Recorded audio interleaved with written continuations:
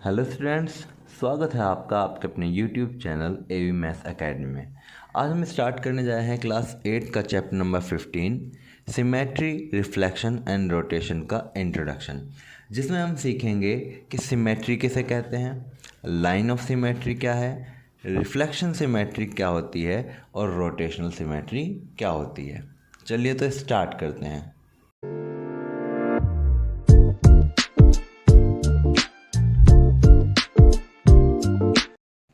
Firstly हम देखते हैं सिमेट्री को कि सिमेट्री कहते किसे हैं।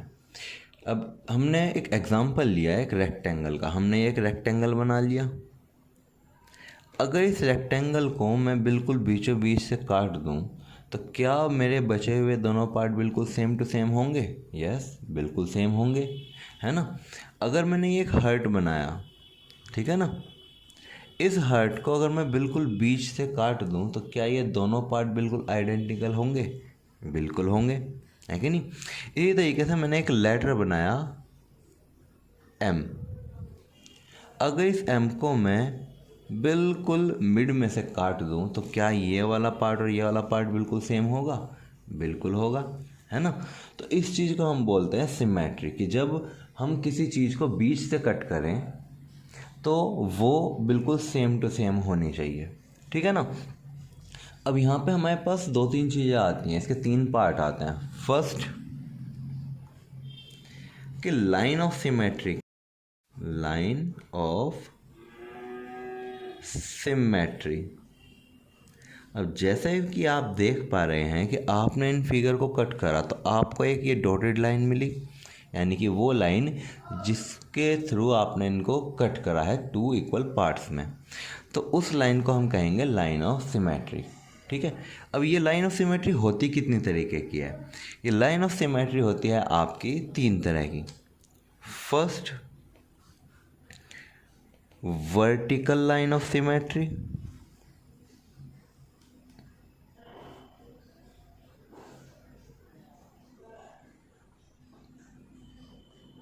अब आप कहोगे sir ji vertical line of symmetry कौन सी होती है? आपने अभी अभी देखा ये जो रेक्टेंगल है, हार्ट है, एम है, इनको मैंने काटा है बिल्कुल एक वर्टिकल लाइन से, ठीक है। जब वर्टिकल लाइन से इनको मैंने कट करा तो इनके दोनों पार्ट्स इक्वल हुए, ठीक। सेकंड होती है आपकी horizontal line of symmetry. Horizontal line of symmetry. अब मैंने एक एग्जांपल उठा लिया रेक्टेंगल का ही। रेक्टेंगल को अगर आप हॉरिजॉन्टली बिल्कुल बीच से कट करोगे तो क्या ऊपर वाला पार्ट नीचे वाला पार्ट के इक्वल होगा? यस, बिल्कुल होगा।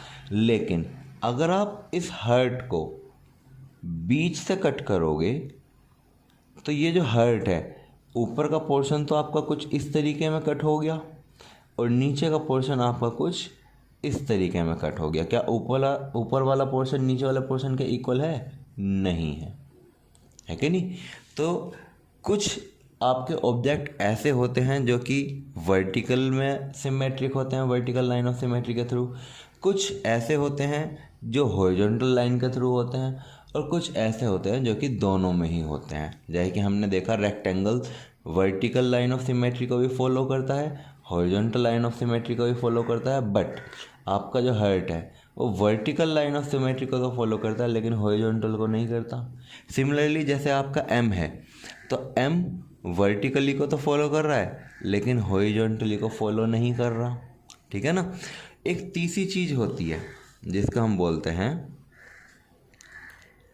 डायगोनल लाइन ऑफ सिमेट्री, ठीक है।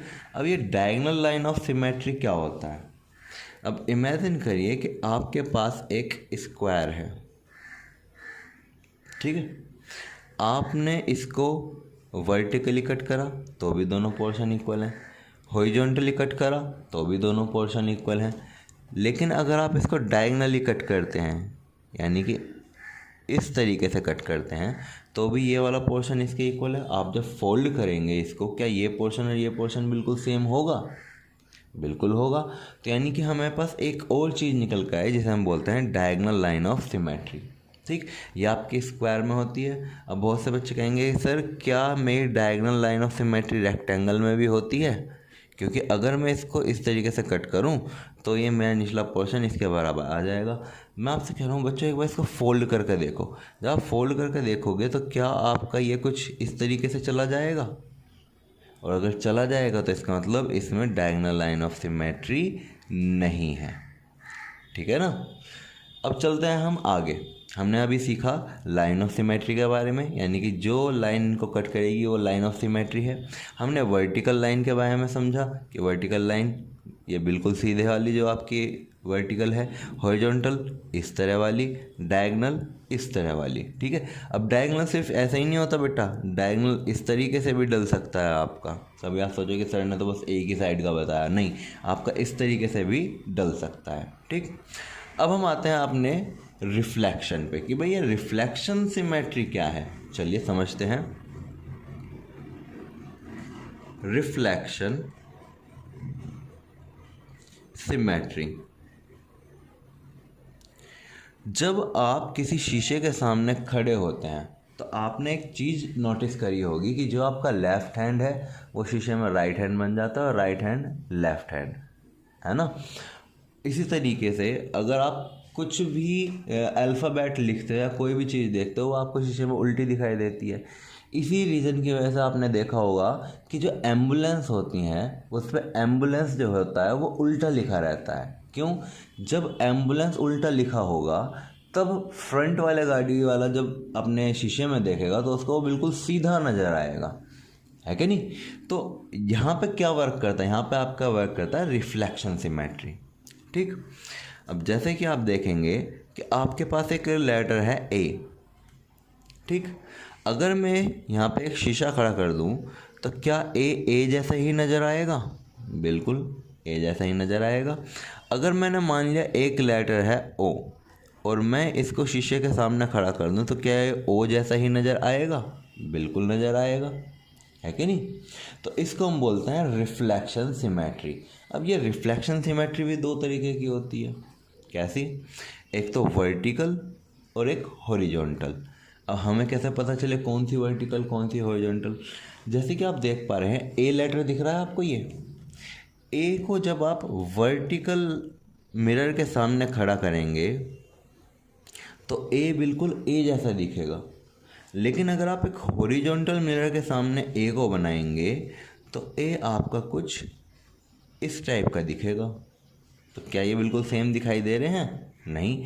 तो यानी कि ए के पास वर्टिकल रिफ्लेक्शन सिमेट्री तो है लेकिन हॉरिजॉन्टल जो है, हॉरिजॉन्टल रिफ्लेक्शन सिमेट्री नहीं है। ठीक है। तो ए के पास ओ के पास है वर्टिकल।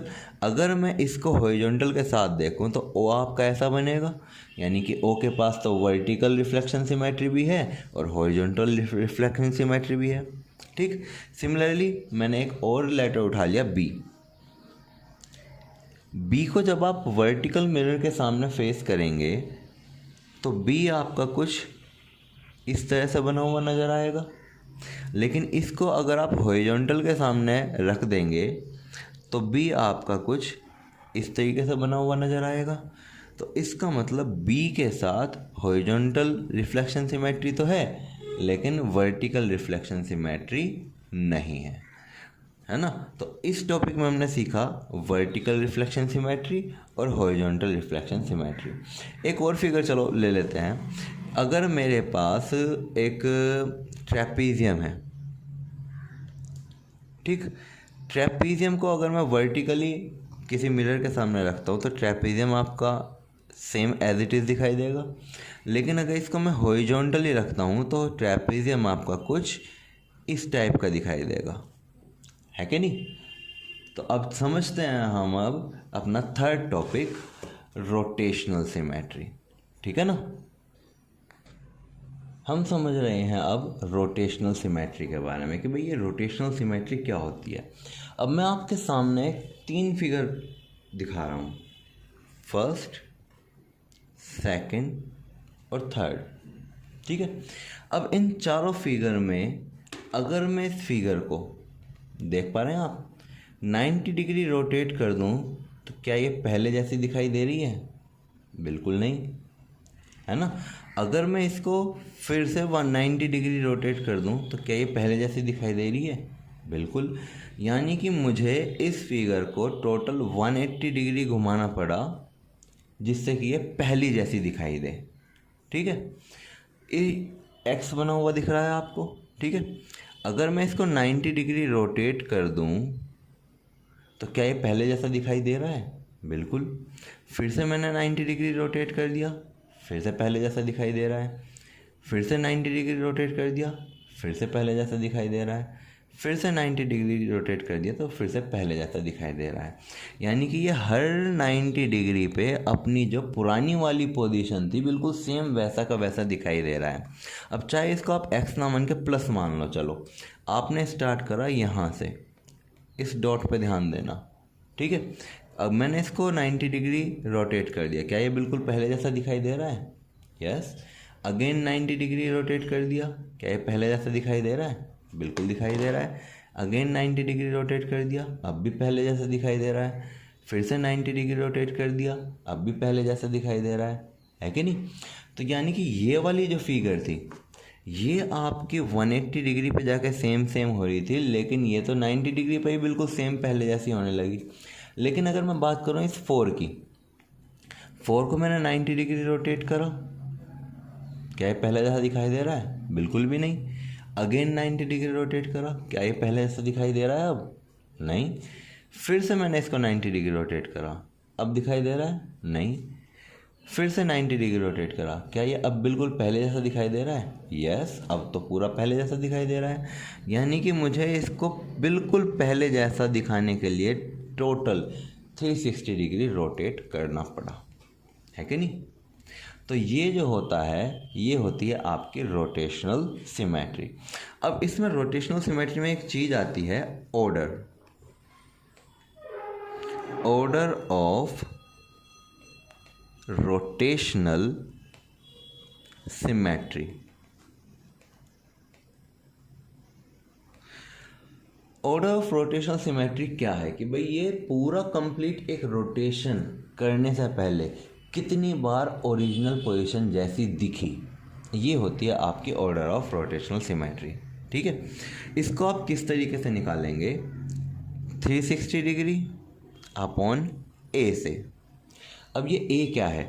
ए आपका है रोटेशनल एंगल, यानी कि वो एंगल जिस पे ये बिल्कुल सेम पिछले जैसा दिखाई देना स्टार्ट हो गया था। जैसे कि मैंने यहाँ पे देखो मार्क कर रखा है ये, ठीक है, ये एच बना हुआ है, एक तरीके से एच मान लो, ठीक है ना।